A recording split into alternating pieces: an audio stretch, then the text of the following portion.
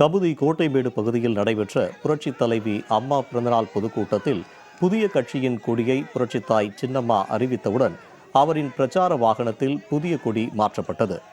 புரட்சித்தாய் சின்னம்மா பிரச்சார வாகனத்தில் புதிய கொடி மாற்றப்பட்டவுடன் பலத்த கரகோஷம் எழுப்பி தொண்டர்கள் மகிழ்ந்தனர்.